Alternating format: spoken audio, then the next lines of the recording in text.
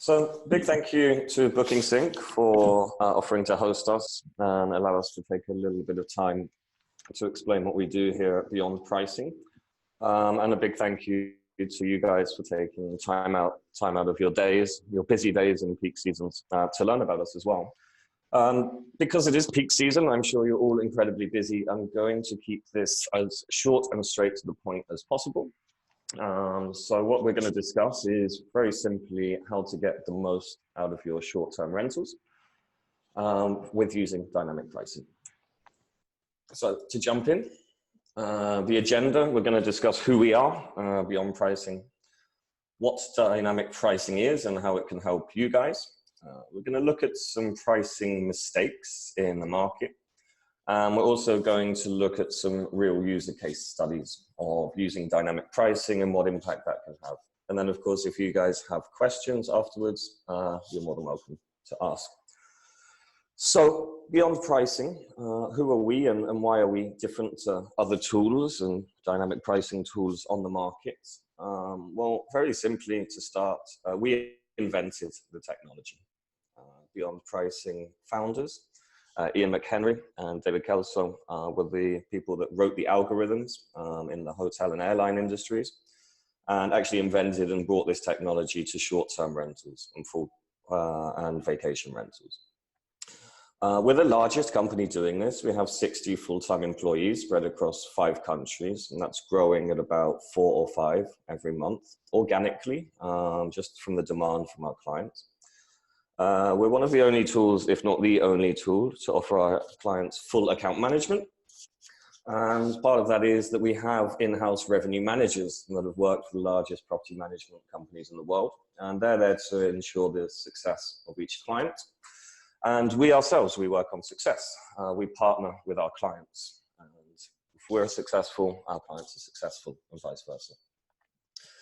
So right now, today, we've grown from a San Francisco, Silicon Valley startup to now be covering 7,500 individual markets that we've hand built, because every market, as you guys know, is very different. Today, we price probably closer to 180,000 listings, and in total, as of a couple of months ago, we've priced 1.8 billion euros in bookings so far. And that number increases, of course, every month. So let's just take a little step back and start with the basics. What is dynamic pricing? Back to the school, it's very simply changing price based on changes in both the supply and demand. One of the most important factors is being able to understand supply in our volatile industry. So dynamic pricing, how do people currently dynamically price, or how do they manually price?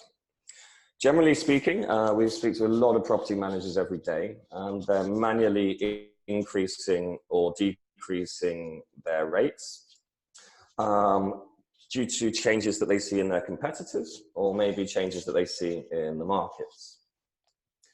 Some people use occupancy-based or time-based rules to adjust their pricing. And what I mean by that is if you have 100 listings and you see that 80% of them are occupied, then you will increase the price on the remaining 20% of your listings. This is often not done in real time, and often we can be increasing pricing after the fact. And then lastly, using an automated data-driven revenue management software. Not a huge amount of people actually use sophisticated dynamic pricing software today. And we're on a big mission here in Europe to change that. Dynamic pricing itself isn't new. It's been around since the 90s. Hotel, airline industries have been using this for many, many years, and every day almost we are at the mercy of dynamic pricing. Every time we book a flight, an Uber, every time we order food, even with surge pricing and demand surge pricing. So this has been around for decades. We were just the first people to take this technology and build it specifically for the short-term and the vacation rental sector. So very simply, we have the ability to track all of the market data from every single channel, like Booking.com, Airbnb, HomeAway, Expedia, VRBO, to give us a really good idea of the demand. So very simply, as the demand changes, be it by seasonality, the day of the week, or events, prices should change too. And we have a very difficult problem in our industry. This is why hotel software will not work for vacation rentals and short-term rentals. The supply in our industry is very, very volatile. It's constantly changing. So we actually need to factor in the supply when we're looking at pricing and not just demand for events and seasons. So this is why hotel software is not going to work for us, because it's so internal occupancy focused and doesn't have many ties to the market data. So let's just clarify a few points. But a few things that surround dynamic pricing, and we often hear the word revenue management, dynamic pricing mentioned at the same time. So let's just clarify what is revenue management. Property managers have a huge task when it comes to revenue management, and effectively it's just making sure that you're selling to the right person at the right time for the right price. But it can also include not only dynamic pricing, but changing your cancellation fee policies, maybe becoming more relaxed in low seasons and more strict in high seasons. Length of stay adjustments, maybe you're more flexible, again, in your low season with accepting shorter breaks. Maybe in high season, you change those to drive longer bookings. This is all part of revenue management. Channel management, vitally important to connect to many different marketplaces out there. Maybe you use more channels when you're in your lower season to drive more exposure. Maybe you just rely on the bigger channels during your busier times of year. Maybe you open channel management to channels with lower commissions, therefore managing revenue in a different way. And then promotions, both post-sale and pre-sale, and of course marketing. All of these things actually roll into what we would call revenue management. Today, given the time that we have and that our expertise solely rely on the pricing side, that's the area that we're going to focus on today, just the pricing. Just to continue the clarification, we hear a lot of objections or a lot of worried property managers when we first speak to them, that maybe they will lose control of their pricing. That's not quite true. Dynamic pricing tools don't want to take over that job. They just want to give you better tools to do the job. You still have full control over maximum minimums, and you can change your pricing and override our pricing if you do not agree with it. So you still maintain full control. Dynamic pricing just means lowering my rates. Well, for those of you that have had the experience with Airbnb's smart pricing tool, yeah, that does just look to lower rates. But actually, dynamic pricing is not just lowering rates. It's being accurate and having the most accurate rates at every point of the year. And in low season, yes, that may mean lowering rates. But I can guarantee if you have not used dynamic pricing during high season events, we'll be able to charge and command prices that potentially you've never achieved in the past, because it's all based on market data. Another one that we hear a lot is, I get 100% occupancy, you can't help me improve. Well, a little bit later in the presentation, I'd like to explain how a 75% occupancy rate can not only drive more revenue and booking revenue, but it can actually save in many other areas like overheads of cleaning, check-in, check-out, air conditioning, heating, wear and tear, and damage on the properties. So actually targeting 23 or 24 nights booked per month can generate quite a lot more revenue than being 100% occupied. For our revenue managers internally, 100% occupancy means it's good news, you're underpriced. You need to increase pricing, very simply. My property owners won't accept this kind of change. And we know that some owners are a lot more difficult than others. We accept that. A lot of our clients have actually used the fact that they have a dynamic pricing solution integrated into a 21st century system like BookingSync. They use it to advertise to new owners. We have the ability within BeyondPricing to see every listing around your own. Maybe you can target owners that are not performing very well on Airbnb and bring them into your management. We've helped clients grow from 50 properties to 200 properties in 12 months through using us as a marketing tool. A software can't possibly know my market better than me. This is a big one that we get. We're not trying to, but a software can do anything better than humans. It can perform surgery, brain surgery, it can play chess, it can play poker better than humans. So softwares can do most things better than humans can.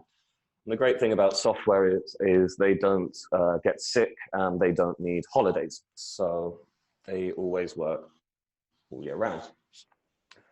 And then lastly, yet another software company approaching me, trying to sell me, this is going to take too long to implement. This is another 6 months of back and forth and issues. BeyondPricing is, as we were just mentioning, we are an application.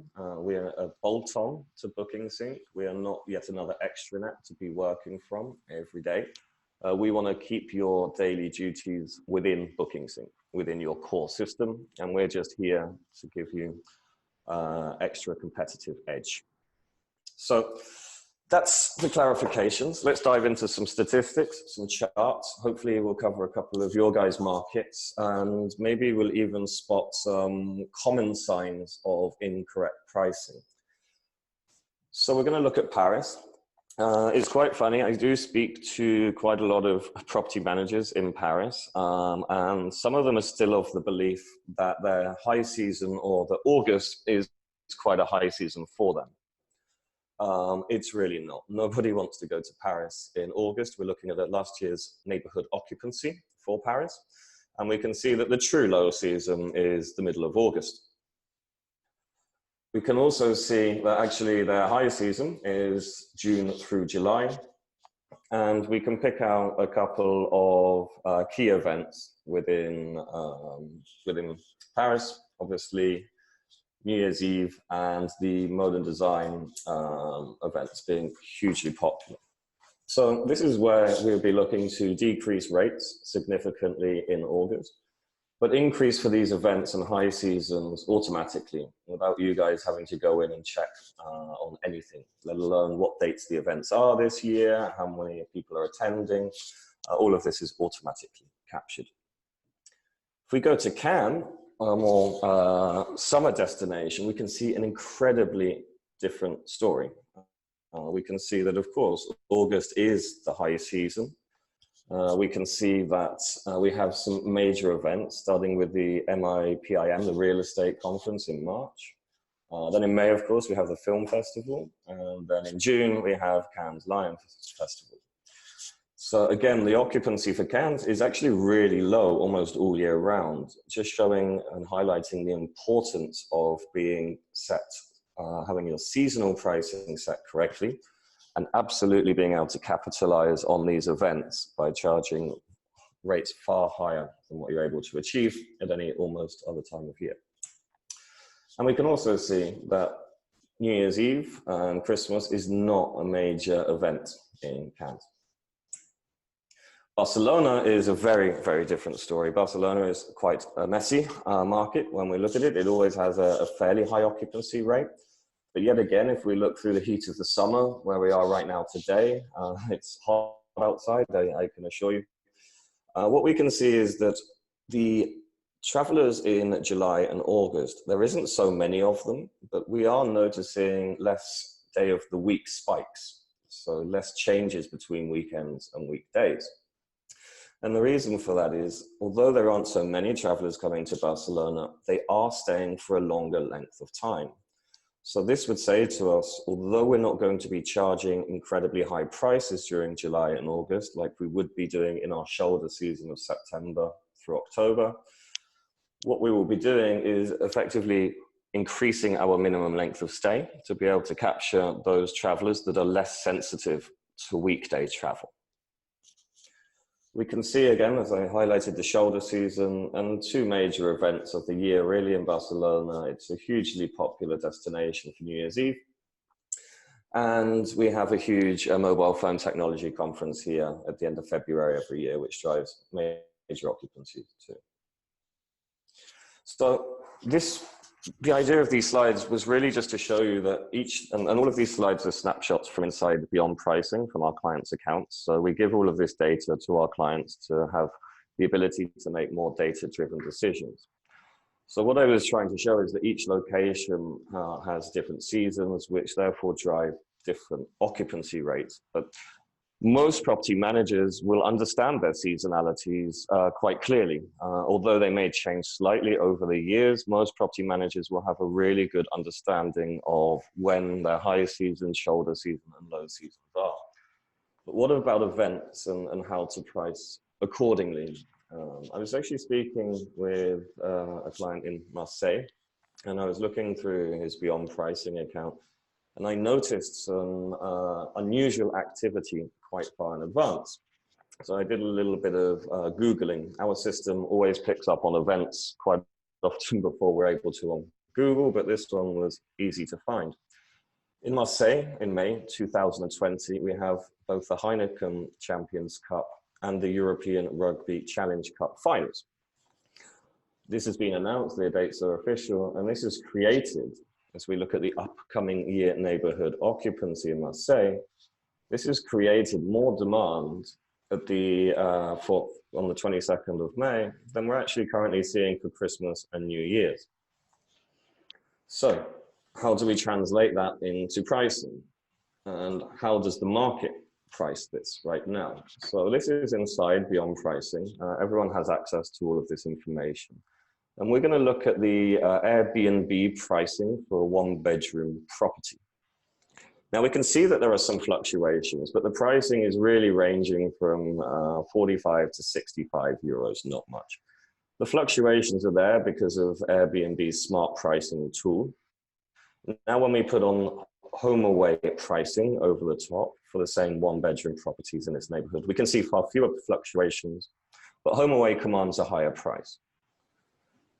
If we are using dynamic pricing and we overlay our dynamic pricing over the top, we can see how both almost every property manager and owner on HomeAway and Airbnb has missed out on capitalizing on these Rugby Cup finals. And they're so far out that maybe property managers aren't thinking about May 2020 yet. So this is where having a software to be able to pick up on these events really far out and prevent people from booking you at a low rate before you realize can actually gain you more owners and more revenue for the owners that you have. And I assure you that once they see the bookings coming in at this level, they'll be big fans of dynamic pricing. They won't be scared of the system whatsoever. Another question. Do you like Michael Buble? Regardless of whether you do or don't, some property managers in Madrid are going to like him for the impact that he's having on the market. Just a one-off event, again, just a concert in Madrid. It's already driving a 51% or 52% occupancy level for the 28th of September later this year. If we do exactly the same and we go into BeyondPricing and we see how people in Madrid are pricing for this event, you can see the occupancy there clearly spiking up for the concert on the 28th. And the idea here is that maybe as a property manager, you're not able to track every single one-off event that's coming. Maybe you'll know your seasonal pricing and the regular events, but maybe not the one-off. And we can see on Airbnb that there's not much of an increase in pricing on that day, the 28th. However, again, if we switch on dynamic pricing over the top, we'll see for this one-bedroom property in Madrid, we're commanding a price of 124 euros just for this event. And Airbnb's average price is 74. Now, multiply that across a portfolio of 100 listings. And just from that one event, there should be several thousand euros of potential missed revenue that we're able to capture just from having access to this market data. So I'll ask another question. I'm not sure if anyone here manages properties in Edinburgh, but many people will potentially know that there is a major event in Edinburgh that causes huge spikes in the average Airbnb pricing. This is average Airbnb pricing in Edinburgh. And what I've highlighted here is the Fringe Festival. This is a month-long festival. It has huge occupancy rates, and it has big weekend swings, as we can see. So if we flip from what people are charging on Airbnb to the true data of occupancy for this event, we're going to be able to very easily see that the Fringe Festival is going to be the standout event of the year in Edinburgh. So interestingly enough, this is where people make market mistakes. Property managers, hosts, and owners alike are all increasing their rates for Fringe Festival, and rightly so. That's not to say that they're incorrect in increasing rates for a big event like this. But what we are seeing, if we're looking at this chart, which is Airbnb pricing in comparison to market occupancy, is that yes, the Fringe Festival is there, but I wouldn't call it the standout event of the year. I think New Year's Eve is far more popular in terms of occupancy rate. Anything over 90% on these charts, we consider the market to be effectively sold out. So New Year's Eve is driving a much higher rate. So the idea of this slide is to say that let's just not copy our competitors. Copying our neighbors doesn't work. People just genuinely are not having access to enough data to back up their decisions when we look at the market as a whole. Now, of course, we need to separate professional property managers from hosts and owners. But we do know that quite often there are other major events in the market that we could miss out on because we're super focused on one festival, for example. So maybe we can look to hotels to help us. Hotels have had far more sophisticated pricing strategies and methods than short-term rentals and vacation rentals for a long time. This is the 2019 average Rome hotel pricing. Again, this is a chart that we give access to within BeyondPricing to our clients for each market. And we can see that in terms of the hotel opinion, again, New Year's Eve is going to be the big sellout event for this year to come. But actually, when we look at the occupancy rates for Rome, it's not to say that the New Year's Eve will not be a major sellout event.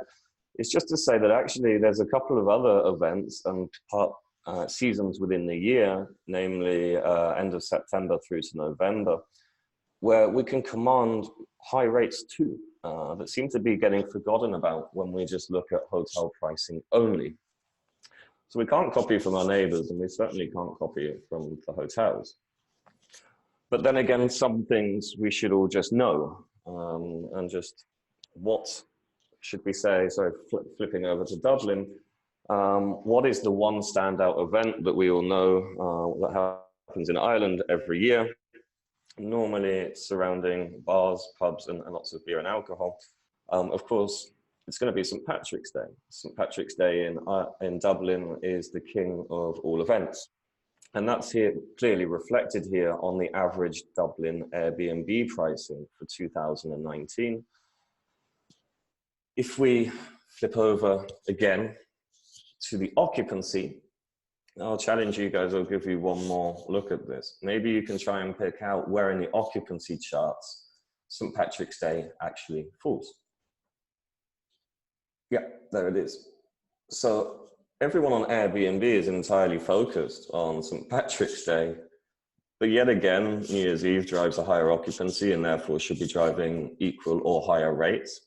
And Dublin being such a weekend-orientated city, weekend traveler-orientated city, I can pick out 8 or 9 or 10 or maybe a dozen weekends where we should be matching or very close to the price of what we're charging for St. Patrick's Day.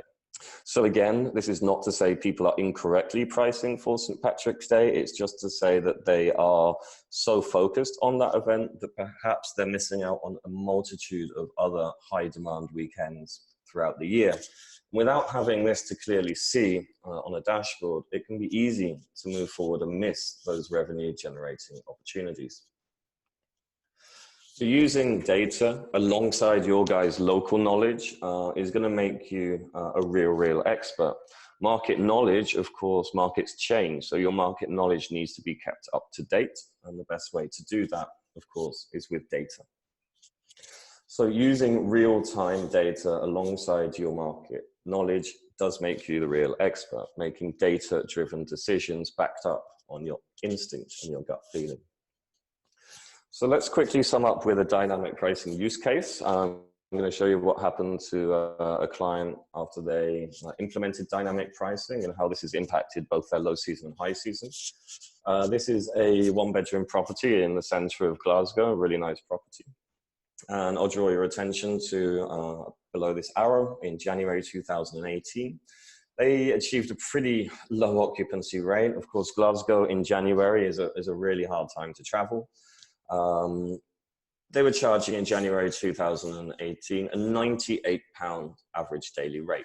They were pricing manually at this point, so they were just trying to sort of figure out things the best that they could. When we fast forward to January 2019, they implemented dynamic pricing the month before. We actually achieved a 51% occupancy rate. So we've increased that quite substantially. How did we increase that occupancy rate? Very simply by dropping the average daily rate by about £10. All we did is we dropped the average rate by about £10, and we turned this property into an increase in occupancy by 20% just by applying a slightly lower average daily rate. They achieved 33% additional revenue by dropping the ADR, the average daily rate, by 10%. And that's what we would call a low season in review. We're looking at where our average daily rates have impacted our occupancies and where we can make small tweaks to the average daily rate, which is changing of the base prices within our system to ensure that we're driving higher occupancy, but still never going below a level that stops you guys being profitable or upsets any owners. And the same is for high season in review. Our revenue managers analyze every single one of the listings that we onboard from our clients, and they make the initial suggestions for base prices. And these are the charts within our clients' accounts that they use to do so. Firstly, we can see quite clearly that in some months in 2018, this property, in our opinion, was overoccupied. Anything sort of around, okay, 91% is very high, 94 and 100% is overoccupied. I did check, this property did not have any 30-day or longer bookings or very long bookings. These were all 3 and 4 night stays. If we look at the average daily rate in May, and then in July, and therefore in August, we can see that the average daily rate hasn't really fluctuated very much. And what we would be looking to do during these parts of the year for the next year to come, after adopting dynamic pricing, is push up the average daily rate, but not quite as high as they did in June. So you can see there was a bit of a knee-jerk reaction after May. They got very well occupied, so they thought maybe we could get a higher rate. But they took their rate from 100 to nearly £145. And by doing that, that created this low month of June. So it's all about making tweaks and small adjustments to the average daily rate and your base prices, and then monitoring what we call booking pace. We don't want too many bookings in a short period of time because you'll be underpriced. And if we're not getting any bookings or not enough bookings, then very simply, we're overpriced. So seeing such high occupancy in the spring and summer months, or the high season months, should I say, depending on where you are, is good news. It means your properties are very popular, you're getting heads in beds, and you can make more money from them by increasing your rates. We shouldn't be 100% occupied. This can be quite a long debate. Some people really want to dig in and debate the occupancy rates quite deeply. And if that is the case, I would love to jump on a call with you personally to be able to elaborate and show you some real, crunch some numbers together as to why 24 nights booked or 23 nights booked is far better than 30. But yeah, this is a very, very key point. And this gets us excited when we see people that have 100% occupancies, because we know the impact of adopting dynamic pricing is going to be immediate. And then again, on this specifically, the additional revenue is very simply possible just by analyzing the correct data. So what does all of that mean? What was the actual revenue impact after adopting dynamic pricing for this property, one property in Glasgow?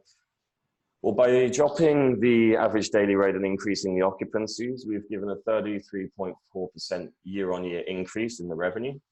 There was a 20% increase in occupancy, with a 12% drop in the average daily rate. But one thing that we didn't mention is, in the market, there was actually a 65% increase in supply. So even while supply is ramping up, being able to understand that supply side and supply chain is of vital importance to be able to make sure we're hitting our KPIs, our key performance indicators, and our occupancy rates. So what does this actually teach us? Following the crowd, copying our neighbors will not work, because the crowd just really are not very good at pricing. Sorry to say that, but they're not. Local knowledge is great, but without having the correct data, it is very likely that extra revenue and occupancy opportunities are being lost or will be lost. Using both supply and demand to set the prices is going to give you the edge over your competitors. It's going to allow you to acquire more owners, and it's going to make you the data-driven expert in your market. And that's our aim, is to make everyone we work with a data-driven revenue management expert specific to their market. I'm going to finish up with this slide. As we are a company that's entirely focused on new partnerships here in Europe right now. I did mention at the beginning that this is not a very long setup process. It doesn't take long to implement BeyondPricing, and it's quite a hands-on experience from our side with our account management, revenue management, and sales enablement teams. Pre-launch is just a quick chat to ensure it's a good fit and to understand our pricing models and your technical requirements, like cancellation policies, like your minimum length of stays, any gap filling that you may or may not do. Launch is a quick 45-minute call with a sales enablement engineer and your account manager. You send over all of the information that you need, like your minimum night stays, and we'll enter that for you, any last-minute discounting that you may want. We'll then send all of your listings off to our revenue management team, and they will make the suggestions for your initial base prices. And then we'll have another call for 30 minutes to agree on those prices, make sure everything is good, and we'll launch. Lastly, post-launch, we do weekly booking reviews and training calls. We get everyone certified on BeyondPricing within about 30 to 60 days, depending on your own time. And then we have ongoing success. We are the only company that I'm aware of doing this that gives you access to one account manager who will be providing you with monthly reports on your account and where base prices should be changed, how things are performing, and also quarterly ROI reports. How many times over is BeyondPricing paying for itself, and how much revenue have we increased for you since you adopted dynamic pricing? So guys, I hope you found that interesting. That's basically everything from us. If you have any questions, please feel free to let us know right now. Thank you. Okay, well, that's absolutely fine. What I'll do is I'll say a big thank you to, again, BookingSync team for hosting and helping us arrange this, to everyone that took time out of the day. We'll reach out individually with a nice little offer to help you guys get a little bit more insight into your local markets. But yeah, a big thank you to everyone, and wish you all a great afternoon.